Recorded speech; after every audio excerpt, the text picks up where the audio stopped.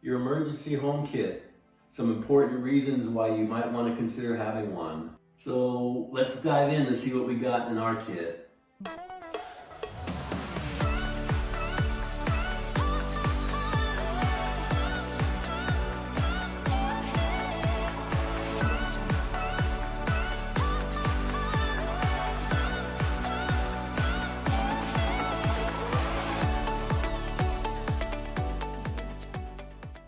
Hey guys, I'm Scott. And I'm Natalie. And we're Daddy-Daughter Disaster Preparedness. And we're here to simplify what it takes to become disaster prepared for the whole family step by step. Make sure to hit the subscribe button and click the bell down below so you're notified every time we make new videos.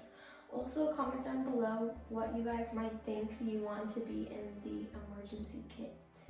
Alright, so we're going to dive into our emergency kit and show you what's in it. Alright, so First, here we're we are with our kit. Oh, look who's here. Hey! You're in the kit. Why are you in the kit?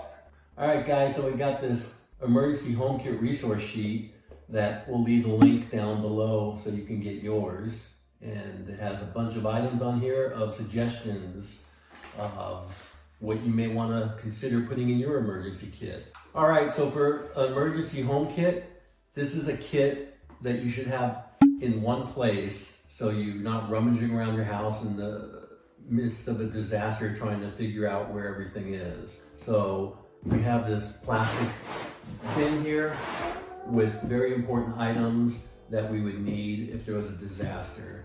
So you gotta keep in mind your area and what kind of disasters may be in your area. So for us, it's earthquakes and wildfires. So, pandemics, yeah, right?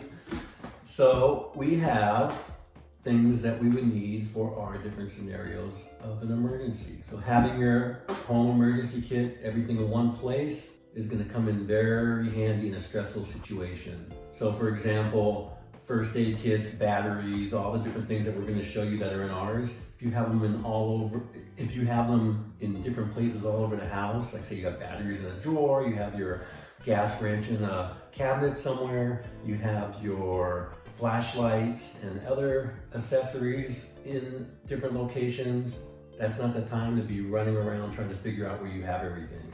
So you want to make sure you have an emergency home kit for that situation, for that reason, to be able to have it, know where it's at, and access it at a moment's notice. Another note, some items that would normally be in this emergency home kit, we would have in our bug out bag. So if you don't have a bug out bag, but I would suggest everyone does have a bug out bag, 72-hour bag, there's items that would be in that would also be used as your emergency home kit as well. So you don't want to duplicate things because that just gets expensive and redundant and it's not necessary.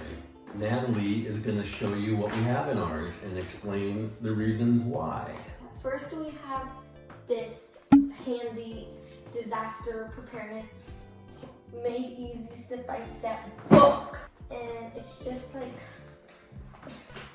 a big plan of things, of where everything is located, how to do things, what you need, and where it is. Having this manual in your emergency home kit is really important. So within that, if you remember on a previous video, your family communication plan, which was your first step in getting prepared, that is here in the manual. So it's in one location where you know where it's at. So within this manual, it gives you step-by-step instructions of what you would need to do in case of disaster and different scenarios, turning off your home utilities in what order. Having a hard copy of something is very important. So that is in our emergency home kit. Ow! Okay, I always hurt myself. I don't know what this is. The Lost Ways. So this is another good book for disaster preparedness. All right, what else is in here? Let's see. Ow, it's deep. We have a lantern. Very nice to have some light for you. If you don't have like a flashlight or something like that. Does it work right now? No. Yeah, so for the home kit, you know, like I said, You want to make sure that you have some light sources in your kit so you're not running around the house looking for them in different areas. So a lantern is a good thing to have in there. With the other light sources, right? This is a survival candle and it has 3 wicks, so like those stick things that you light on fire. So having a few different sources of light, we have a lantern, we have candles, and glow sticks. all right, what do we got here? What's that? Some N95 masks. And this is what people are trying to find right now for this coronavirus. So yeah, these are N95 masks to use during a time like this, or when there's like a fire and there's ash and smoke and debris everywhere, and then you just don't want to breathe that in, use this. And same with an earthquake, if there's like dust and particles, then this will be your best friend. So yeah. Then we have some nice batteries, 48 pack, another 48 pack, and then these big fat ones.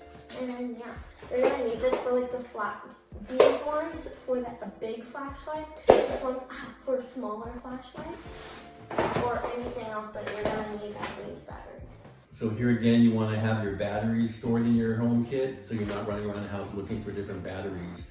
You never have too many batteries. So make sure you get the correct size batteries for whatever devices you're going to be powering. AAA, AA, and D2. Okay. This is Tech Armor, which is like charger for on the go. Like if you're out and you don't have, what's it called, that outlet thing, you use this, and it's basically like a portable charger. Yeah, so having a portable solar charger in case you don't have any power in the house is a good idea. Okay, so this is to shut off like your gas something, or like we showed in the other video, or you can even use this as a weapon. Be like, yo! So the utility shut-offs for the gas and water. And water. This one is for the water. No. This one's for the gas, but you can also use this for the gas. So you can use this for both of them. Okay. This is a radio flashlight. So it's a radio and flashlight in one. So that's what these are gonna come in handy. But you don't put these in like right now, because then they'll run out of energy, and so you do this when you actually need to use the flashlight in the video. And this, yeah, it's the flashlight, so like if you're in the dark, can't see anything, use this. And you can use the radio at the same time if you want to hear what's going on. Yeah, so if there's no power and you have a radio with batteries, you can see what's going on. Now, having more than just a regular first aid kit in your emergency kit is a good idea. Something more than what they call a boo-boo fixer. You want to have a heftier first aid kit. Okay. This is like a gauze, whatever that thing is called. Yeah, this is right there. And that's a trauma pack for heavy bleeding. Well, it has a gauze in it. Yeah. And this is some emergency cold pack. So it's like an ice pack. And yeah, I don't know how to use it. So those they don't need to be put in the freezer. They're activated when you break them open. It creates cold. And what else do we have here? Sodium chloride. Okay, so that's basically cleaning out wounds. I would not be doing that job. All right, and we have, I don't know, a water pump. So that's a drinking tube, water purifier, water filter. That was close enough. So you should have some source or more of purifying water if you don't have water storage. Like in our water storage video, we showed you that you should never have to worry about running out of water. Then we have some paracord. And this is also in our My Bug Out bag. So this is like just to tie things together. Or if like the person that you're traveling with gets too lazy, you just tie this around them and drag them on the floor. Yeah, so paracord can be used for many things. And we have it in our emergency home kit as well as our bug out bag. Okay, so here. So then we have a nice trash can for your Not a trash can. sanitation kit for your your. If the toilets in your house don't work, Yeah, that's where you go. this is That's what I said. This is your toilet. Gross. Comes with toilet paper, hazardous waste bags, and hand This is sanitizer. not. This looks like very like paper, not. Okay, let's try this. I'm scared it's gonna break. This is too small. How is someone like you gonna be like this? We're gonna be like. Hey, Wait, this is like Blue's toilet. in desperate times, you do what you gotta do. No one's gonna fit out this thing. Alright, so you got that emergency. This is a stove, portable gas stove. Whoa. Whoa. Oh, it's upside down. Whoa, guys. It's brand new. It looks like a DVD player, but whatever. So yeah, and this goes with And this you want to have to extra start it. It's open. So propane. gotta have a lot of sun.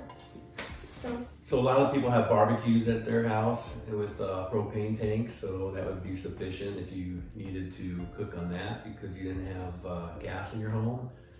But we have this little handy dandy mini that's what you propane could cook stove. like. You could cook like. Yeah. You can take this with you somewhere too if you needed to evacuate. So this can be part of your evacuation kit. So all that stuff is what we have in this container here. But we do have other things in case of a disaster that we may need in one location. So in addition to our home kit here with our emergency supplies, we also have other supplies that we keep in a closet where this container normally is. So we're gonna go and we're gonna show you what else we have in there for our emergency home kit. All right, so this is where we keep our home emergency kit in our storage closet here, where we have the essentials. Extra water, our emergency home kit goes right there. We have emergency food in these containers. So we've got all that in there. We've got all that.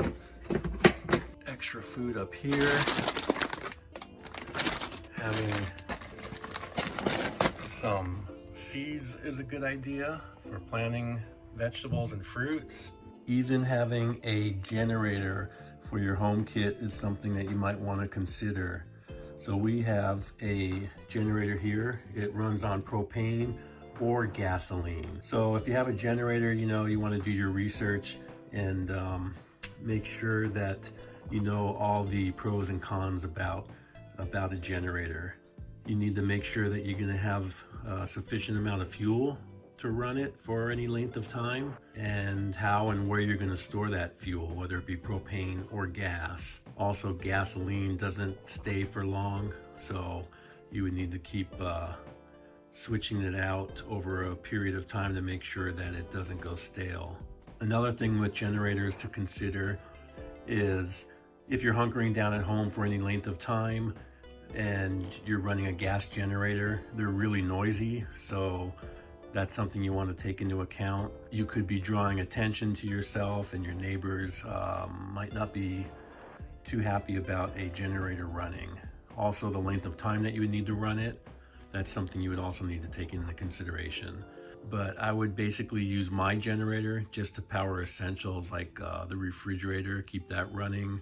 Maybe not even 24/7, but just to keep it long enough to where the food and the frozen stuff isn't defrosting. If you want any more suggestions of what to put in your emergency home kit, we'll be leaving this in the link down below. Thanks for watching, and please like this video and go check out our video on the evacuation kit. The emergency home kit, why it's important. Why do you do that? Your eyes are like, an emergency home kit. Why it's important.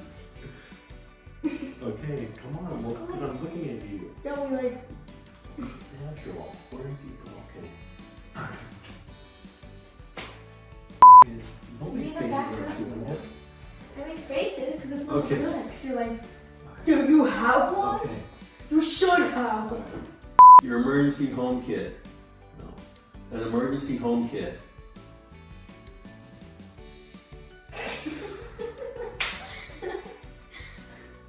Oh God. Come on. This is what this beard has done to Come you. on.